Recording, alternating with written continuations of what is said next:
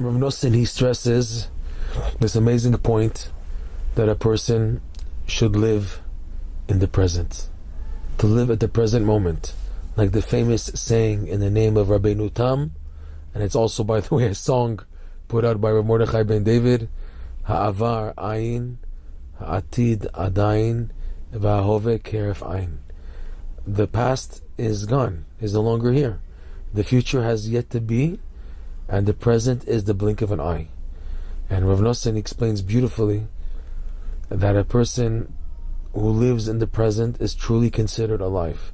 That you don't look at the next moment, at what I have to do, I have to do this, after that, or what happened in the past. Rather, you're focusing on the present. Number one, you can truly maximize your life because you're living in the present, and you can do whatever you're doing now to its fullest. And number two, you can get a lot done because when you're busy daydreaming about what I have to do and this and that, so you get less done. Obviously, there are times when you have to plan out, you have to make an idea, you have a tochnit, a whole plan and schedule. That it's understood. You have an idea to make an itinerary of which direction you want to go to. But to ponder on it too much when you have what to do now, and instead, because of the excitement of what you want to do and this and that, you waste time. And as everybody knows, life doesn't follow your writing. In other words, you may think you're the director of your life, but you're not. Hashem is the director and the screenplay writer of your life. So things don't necessarily work out the way you planned, the way you think, and you just wasted precious time on nothing. This attitude is called tzipiot, where a person has expectations.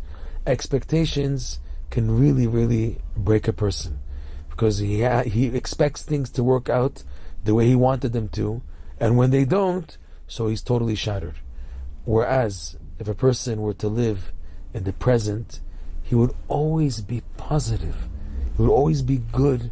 He wouldn't be broken because he is living in the present, what he's doing right now, and he's connecting to it. Even when faced with trials and tribulations, he's able to focus clearly on what to do, knowing that Hashem, for every situation, every difficulty, creates already an antidote, a medicine, on the side always. You just have to think clearly and you can find the solution how to get out. Like they always say, let's see how Hashem's going to get me out of this one now. It's an expression sometimes that people have.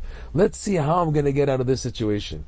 That if you just look closely, it's like to compare when we saw those action movies and the hero was in danger and all of a sudden a last minute thing, like he does this, at the timing, whether it was Raiders of the Lost Ark or James Bond, whatever, that you see that the accuracy of what to do saved them. And they always had something accessible to save them.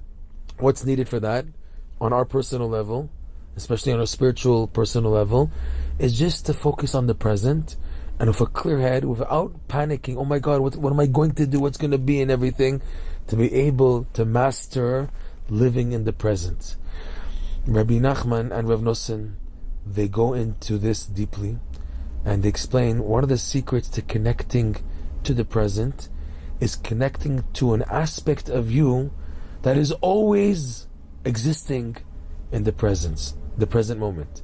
And they explain that this attribute, this thing that you can connect to, which will connect you to the present, believe it or not, something strange, but this is what they say, is breathing. Breathing is something, neshima in Hebrew, is something that is always with you. It was in the past, it will be in the future, but it's especially in the present. It's something that you have to always do, because if you don't breathe, a person will expire. It's the person's lifeline. When a person connects to their breathing, it's funny because outside of Judaism, you hear all these breathing techniques offered by Eastern religions and all types of therapies and yoga, etc. But believe it or not, this is also and especially a Jewish fundamental, a Jewish idea. Rabbi Nachman stresses it, is that by connecting to your breath of life, this brings into you new vitality to be able to focus on the present. When you stop and just connect to your breathing, Rabbi Nachman teaches this gives you a completion. And this completion in a practical dimension means to live in the present. That's why they tell people when they're under a panic and under stress and they're overloaded and overwhelmed, the advice given is stop, take a deep breath. And what will this do? This helps a person to stop the chain of everything happening and all the things and the ideas and everything, to break that chain and to start fresh, to connect to the present moment. That's what the breathing does.